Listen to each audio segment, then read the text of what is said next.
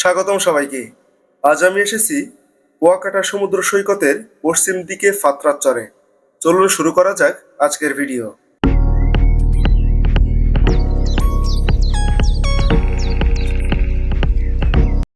সমুদ্র থেকে ছোট নালা বেয়ে গেছে এপাশ দিয়ে, আর এটা হলো সি বিচে যাওয়ার রাস্তা।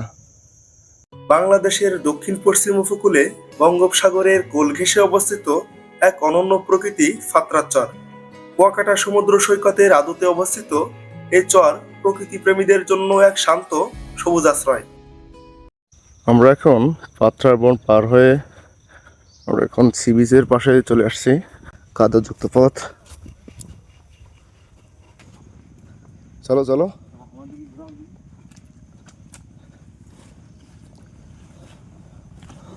এখানে আসতে হলে অবশ্যই জুতা খুলে আসতে হবে নাকি? হ্যাঁ, এখানে তো বেশ কাদা আছে। গহীন অরণ্য পার হয়ে আমরা বিচের সাইডে চলে আসলাম। জায়গাটা খুবই অ্যাডভেঞ্চারপূর্ণ। হ্যাঁ, অবশ্যই খালি পায়ে আসার চেষ্টা করবেন। খালি পায়ে তো অবশ্যই আসা লাগবে, যে প্রচুর কাদা।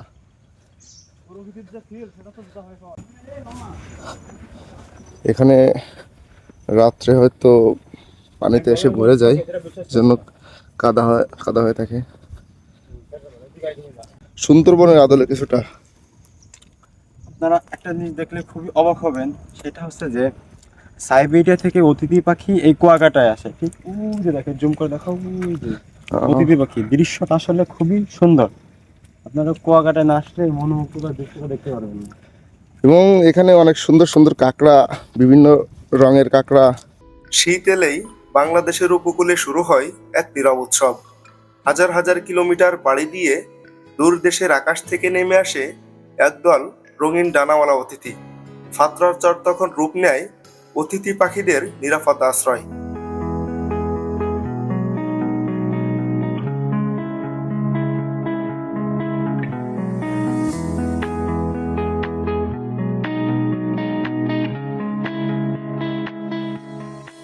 ফাতরার চর শুধু একটি পর্যটন স্পট নয়, এটি একটি প্রাকৃতিক রক্ষা কবচ।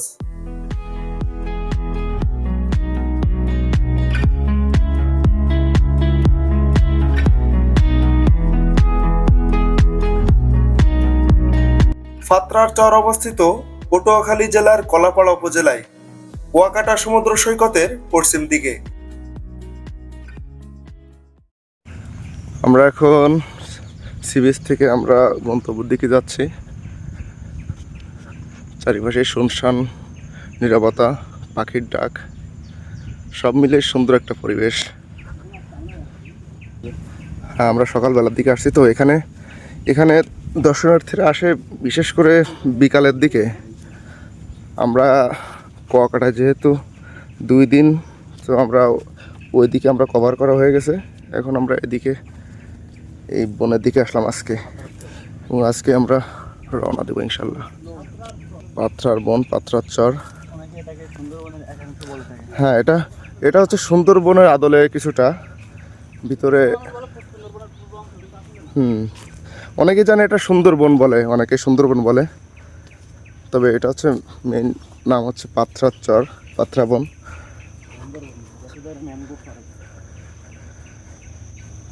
তবে রাত্রে হয়তো পানি ওঠে এখানে পানি বদ্ধ থাকার কারণে কাদা হয়ে গেছে, হাঁটতে একটু বেশ অসুবিধা হয়।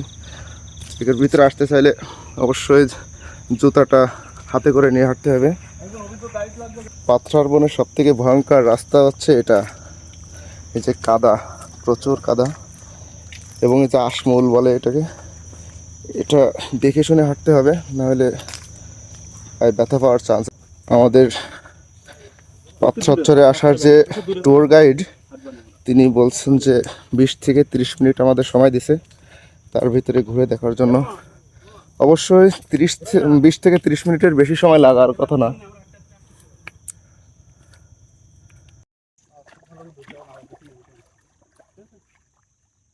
আমরা এখন স্পিড বোটে করে গন্তব্যের দিকে ফিরে যাচ্ছি। ভাই, অনুভূতি কেমন আপনার? সুন্দর।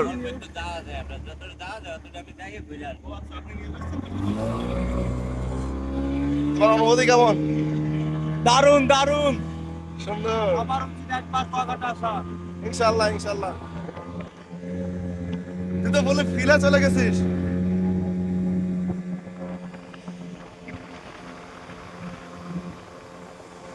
কুয়াকাটা সমুদ্র সৈকত থেকে জন প্রতি 200 টাকা মতো খরচ করেই এই ফাতরার চরে আসা যায়। কুয়াকাটায় আসলে সমুদ্রের পাশাপাশি এই চর ঘুরে দেখলে প্রকৃত বাংলাদেশকে নতুন করে আবিষ্কার করা যাবে।